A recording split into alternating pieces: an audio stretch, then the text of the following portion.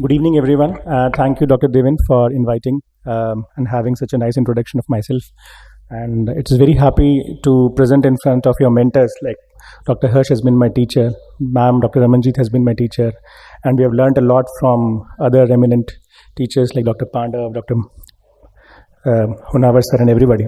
So I'll be talking about pearls and pitfalls in visual field analysis because they are a very important part of glaucoma examination. So let us start with the minimum criteria which we all cram up during our post-graduation. The minimum criteria for glaucomatous damage is GHT outside normal limits. There should be a cluster of 3 non-edge points having a p-value of less than 5% and one of them having a p-value of less than 1% and CPSD less than 5%. But in the CETA fast, the CPSD has been replaced by PSD. So this is what we cram up during our post-graduation, and we try to apply this on all the visual field printouts we have. So this is the first visual field we have. Can I have a pointer, please? So here we can see that the GHT is outside normal limits.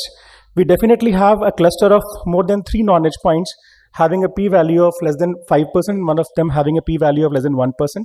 And PSD is definitely less than, no, it's not working. PSD is definitely less than 5%. So probably it is glaucomatous. So the question is this glaucomatous? Then we cram up another thing is the Hodapp-Parrish classification to classify field defects as early, moderate, and severe, depending upon the mean deviation, number of points having less than p-value of 5%, number of points having p-value of less than 1%, and central 5 degrees fields having the decibel value.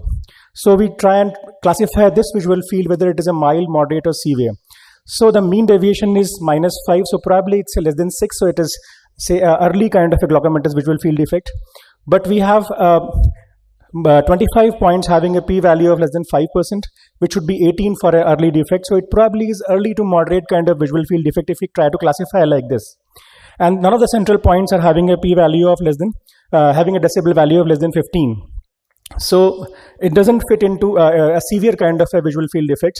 So the question is this defect glaucomatous? Is this defect mild, moderate, or severe? But the question changes here when the discs are absolutely normal. So this field does not corroborate to the disc, and probably we are having some problem in the field.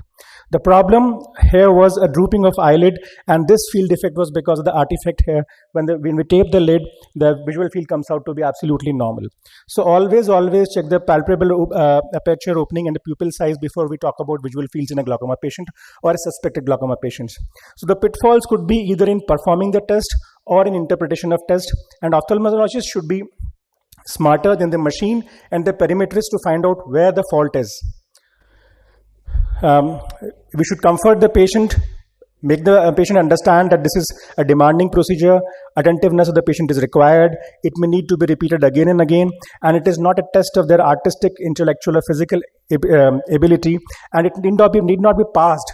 That means all the points are not seen by all patients. So the patient has to be made clear that some points nobody would see. Check for the patient position. Here the chin is little back, not touching the front of the chin rest. So this is an incorrect position. This can give like to a superior artifact because of the brow. This is the correct position of the chin placement in the perimeter. Check the position of lens. If it is too forward like this, it can give a rim artifact because of the improper lens placement into the lens holder. And this is the correct position of placing the lens into the lens holder. Check the position of eye. If it is not in the center, you can have a misplaced kind of a blind spot which could look like a scotoma. So it should always be in the center. So this is the correct position which should be monitored by the perimetrist. We should also understand that for elderly and differently abled patients, it is not easy to perform the test at normal speeds. So the test speed can be changed to slow, which will be very slower as compared to the normal speed, but it can be done while the test is running also. If you realize that the patient is not performing well, you can switch over to a slower speed test. Check for the fixation target. We usually give a yellow light in the center, but a small diamond can be given in cases of macular degeneration. A large diamond can be given with large central scotomas, and bottom LED for superior visual field defects. Appropriate lens power should be placed into the lens holder.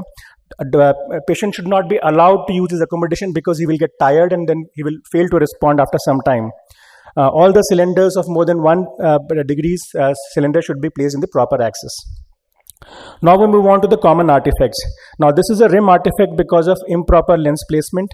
You can see this is a rim artifact here on the edge points.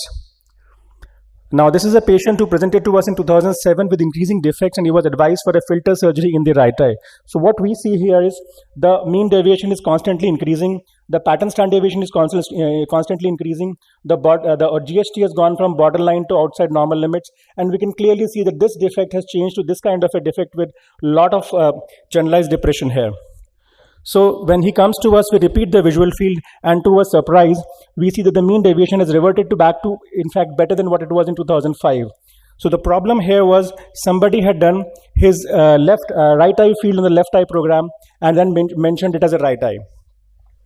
So the software identified the blind spot as a pathological scotoma, and the software's blind spot was seen by the patient. And this increase in the mean deviation was probably because of the increase in the cataract as the time passed by. When the patient is continuously pressing the button with the sound of the machine, what is seen is a white scotoma. So this is because of high false positives and fixation losses. You explain the patient that you are not supposed to press with the sound, and the patient performs pretty good. This is another patient of ours. She came to us with vague complaints of ocular discomfort. She had a strong family history of glaucoma. Mother, maternal grandmother, they have lost vision because of glaucoma. She is a hypermetrope, having open angles with a narrow entry. But discs are absolutely healthy. And these are the visual fields. They were repeated over a period of time before she was sent to us with suspicion of glaucoma to rule out. So they are all unreliable fields. Even in this field, we do not have mapping of blind spots, so we can't really rely on even this visual field. She comes to us, and then we find the fields are absolutely okay, but I was not very comfortable with this. So there was a lot of generalized depression here, and she did not have a cataract or any other media opacity. So the problem was the perimetrist has placed -5 in place of +3.5, and this was causing this kind of a generalized depression. So once this refractive error was corrected, the fields were absolutely correct.